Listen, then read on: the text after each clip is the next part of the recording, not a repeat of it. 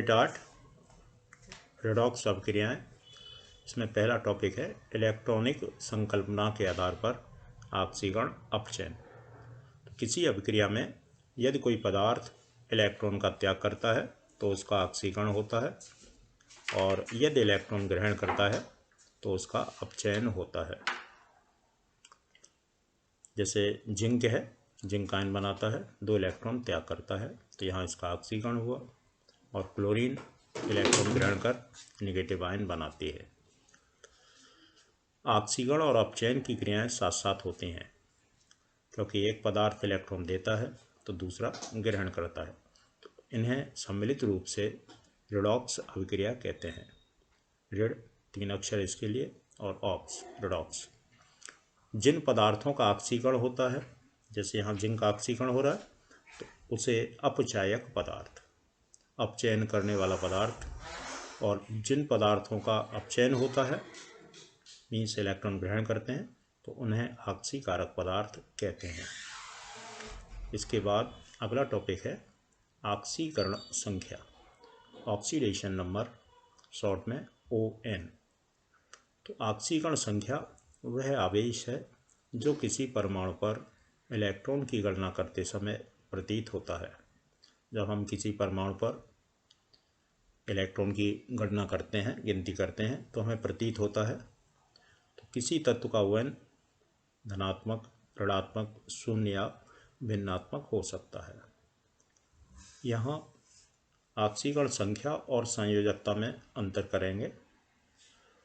ON वह आवेश है जो किसी परमाणु पर इलेक्ट्रॉन की गणना करते समय प्रतीत होता है, जैसा भी परिभाषा देखी। संयोजकता इलेक्ट्रॉन की संख्या है जिनका आदान प्रदान या साझा या दान होता है। दूसरा अंतर है ON धनात्मक या ऋणात्मक होती है, संयोजकता धनात्मक या ऋणात्मक नहीं होती, क्योंकि ये इलेक्ट्रॉन की संख्या होती है। यहाँ ON यह आवेश होता है। तीसरा अंतर है कि ON पूर्णांक हो सकती है या भिन्नात्मक भी हो सकती है। संयोजकता यह सदैव पूर्णांक होती है। ON ज्ञात करने के कुछ सामान्य नियम हैं, और जिनसे हम थोड़ा सवालों को देखेंगे। तो ON को एक बार समझते हुए और उसके बाद न्यूमेरिकल जब हम करेंगे तो धीरे धीरे अपने आप आ जाते हैं। जैसे पहला है स्वतंत्र या मुक्त अवस्था में प्रत्येक तत्व का ON शून्य होता है। जैसे यहाँ देखें, एक उदाहरण है Zn + H2SO4, ZnSO4 + H2। तो यहाँ जो जिंक है वो किसी से जुड़ा नहीं है, मीन्स स्वतंत्र है या मुक्त है, तो यहाँ जिंक का ON 0 होगा, और इसको हमने यहाँ रख दिया जिंक के ऊपर। दूसरा हमारा नियम है समान परमाणुओं से बने अणु में प्रत्येक परमाणु का ON शून्य होता है। जैसे 2H से मिलके H2 बना, Cl2, O2, ये जो अणु हैं इनमें समान परमाणु से बने हैं, तो इनमें H2 में दोनों H का, Cl2 में दोनों Cl का, इनका ON शून्य होगा। P4 में चारों P का ON शून्य होगा। तीसरा नियम है किसी आयन का ON उसके आवेश के बराबर होता है। जैसे कहीं Cl नेगेटिव है तो वहाँ Cl का ON -1 होगा, Mg2 पॉजिटिव है ON +2 हो जाएगा, Sp2 नेगेटिव है ON -2। आयन का ON उसके आवेश के बराबर होता है। किसी बहुपरमाणुक या जटिल आयन में कई एक परमाणु हैं आयन में, तो उसमें उपस्थित तत्वों की ON का योग, उसमें जितने भी तत्व होंगे उन सब के ON का योग आयन के आवेश के बराबर होता है। जैसे डाइक्रोमेट आयन है Cr2O7 2 नेगेटिव, तो यहाँ 2 Cr हैं और 7 ऑक्सीजन हैं, तो इन सब के ON का योग बराबर होगा आयन के आवेश के। 2 × Cr का ON + 7 × O का ON = -2। अगला, किसी उदासीन अणु में उपस्थित सभी परमाणुओं के ON का योग शून्य होता है। कोई उदासीन अणु है जैसे H2SO4, इसमें जितने भी परमाणु होंगे सबके ON का योग शून्य होगा। 2 × H का ON 2 हाइड्रोजन है, 1 सल्फर है, तो 1 इंटू एस का ON प्लस 4 इंटू ओ का ON बराबर 0। सभी यौगिकों में क्षार धातु Na सोडियम पोटेशियम है फर्स्ट वर्ग के तत्व, इनका ON -1 और क्षारीय मृदा धातु सेकेंड के है, इनका ON +2 होता है। किसी यौगिक में ये मिलेंगे तो +1 और इनका ON +2 होगा। यौगिकों में हाइड्रोजन का ON +1 होता है। यहाँ इसका अपवाद है कि हाइड्राइड मीन्स हाइड्रोजन निगेटिव के रूप में आएगा, इसमें धातु से जुड़ा है। H का ON -1 होता है, जैसे NaH सोडियम हाइड्राइड, तो यहाँ H का ON -1 रखेंगे। CaH2 H का ON -1 होगा।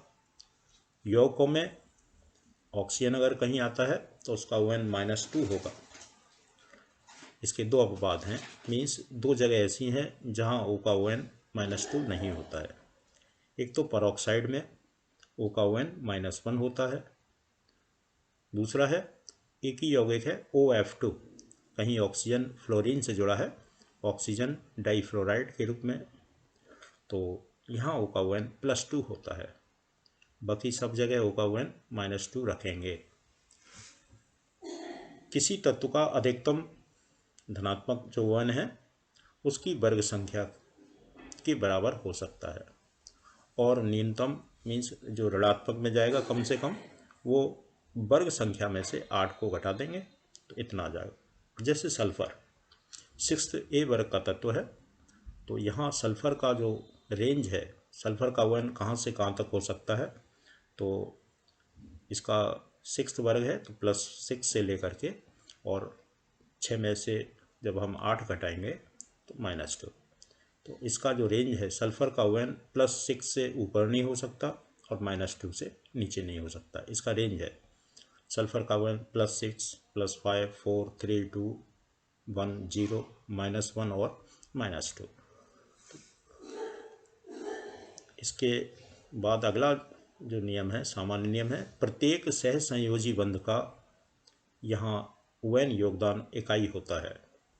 जैसे A और B दो तत्व हैं, इनके बीच में सिंगल बॉन्ड है, मीन्स एक का साझा है यहाँ, या फिर दो का साझा है, या तीन का साझा है, तो यहाँ प्रत्येक सहसंयोजी बंध का ON योगदान इकाई होता है।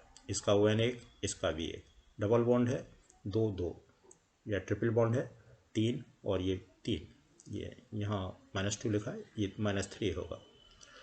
अब किसका प्लस का होगा, किसका माइनस का होगा, तो इनमें से दो तत्व जो है, चूँकि सहसंयोजी बंध अधातुओं के बीच में बनता है, दोनों ऋणी होंगे, तो इनमें जो कम ऋणी वैद्युत ऋणी जो तत्व होगा उसका ON धनात्मक और दूसरे का ON ऋणात्मक होता है। समान परमाणुओं के मध्य सहसंयोजी बंध का ON योगदान 0 होता है। जैसे दोनों ही परमाणु एक से ही है, A सिंगल बॉन्ड A है, तो यहाँ इसका ON योगदान 0 होगा। इसके बाद उप सहसंयोजी बंध, जहाँ कहीं भी ये बंध आता है तो इसमें तीर का निशान लगाते हैं दाता से ग्राही की ओर, तो जो दाता परमाणु है उसका ON +2 और ग्राही का ON -2 होता है। हमें ये देखना पड़ेगा कि यदि दाता परमाणु अधिक वैद्युत ऋणी है तो उसका ON योगदान 0 होता है। जैसे देखें A उपसहसंयोजी बंध तीर के निशान से दिखाया, B ये दाता ये ग्राही, तो दाता का +2, इसका -2। यदि दाता A अधिक वैद्युत ऋणी है तो इस बंध का ON योगदान 0 होगा। इसके बाद ON के आधार पर ऑक्सीकरण और अपचयन, तो सीधा है, अगर हम ON जानते हैं तो जैसे ये समीकरण है, तो इसमें हम हर एक परमाणु का ON देखेंगे, जिसका ON बढ़ेगा उसका ऑक्सीकरण होगा, जिसका ON घटेगा या कम होगा उसका अपचयन होता है। Sn +2 है, यहाँ +4 है, मीन्स ON में वृद्धि, ऑक्सीकरण। Fe का ON +3 है, +2 है, तो Fe के ON में कमी आ रही है तो इसका अपचयन होता है। असमानुपातन अभिक्रिया, ये भी टॉपिक है आपके यहाँ कोर्स में। वे अभिक्रियाएं जिनमें ऑक्सीकरण और अपचयन एक ही पदार्थ का होता है, एक ही पदार्थ है, उसका ऑक्सीकरण भी हो रहा है और अपचयन भी हो रहा है, तो इस तरह की अभिक्रियाएं असमानुपातन अभिक्रियाएं कहलाते हैं। जैसे Cl2 क्लोरीन है, NaOH से क्रिया कर NaCl बनाती है, NaOCl बनाती है, तो यहाँ क्लोरीन का वन Cl2 में 0 और यहाँ NaCl में Na का धन 1 होगा, Cl का -1 होगा। यहाँ NaOCl, इसमें Cl का वन +1 है, तो यहाँ Cl नेगेटिव के रूप में आया, मीन्स ON में कमी, अपचयन, और यहाँ जो Cl2 है इससे ये भी बन रहा है, तो यहाँ ऑक्सीकरण। तो एक क्लोरीन का अणु उसका ऑक्सीकरण होगा, दूसरे का अपचयन होगा, तो इस तरह की क्रियाएं हैं। इसके बाद आगे जब हम रासायनिक समीकरणों को संतुलित करेंगे तो वहाँ हमें कुछ आणविक समीकरणों को आयनिक समीकरण में बदलना होगा। तो समीकरण में उपस्थित जो यौगिक हैं, ऐसे यौगिक जो आयनित हो जाते हैं उन्हें आयनित रूप में लिखते हैं, और जो आयनित नहीं होते हैं तो उन्हें आणविक रूप में ही बने रहने देते हैं। जैसे MnO2 + 4HCl, MnCl2, 2H2O + Cl2, तो यहाँ HCl आयनित हो जाएगा, MnCl2 आयनित हो जाएगा, तो यहाँ MnO2 और हमने HCl को H पॉजिटिव Cl नेगेटिव के रूप में रख लिया, MnCl2 को यहाँ Mn2 पॉजिटिव 2Cl नेगेटिव के रूप में, तो यहाँ जो कॉमन हो उसको हटा देते हैं, और या जैसे H2O है, इसको चाहें तो हटा सकते हैं, और समीकरण में दोनों ओर समान संख्या में उपस्थित आयन को निरस्त कर देते हैं, मीन्स हम हटा सकते हैं इसमें से। तो इस तरह से हम किसी भी आणविक समीकरण को आयनिक रूप में रख सकते हैं।